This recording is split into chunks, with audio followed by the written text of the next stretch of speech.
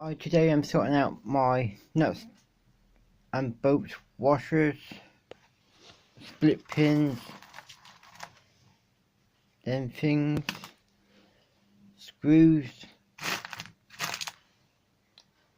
So I got all my nuts there, bolts screw in here, screws like that, nails. So it's got a screw there. You put it in there. If you want one of these, the rivet, you put it in there. No, in the wrong place.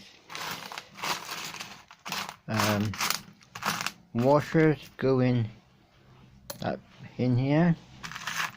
A fuse, put that one to one side. Something like a chain like that goes in that box there. Bit of air grip goes in. Put that one to one side as well. Come in handy. A split washer. I'm gonna use that. Like a nipple here will go into here. There's another one through there. So yeah, that's a pile sorting out all the boots.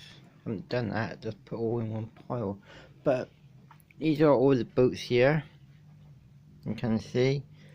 So sorting out my nuts out as well. And bolts. So you can see what I'm doing. It takes a long time to sort things out, doesn't it?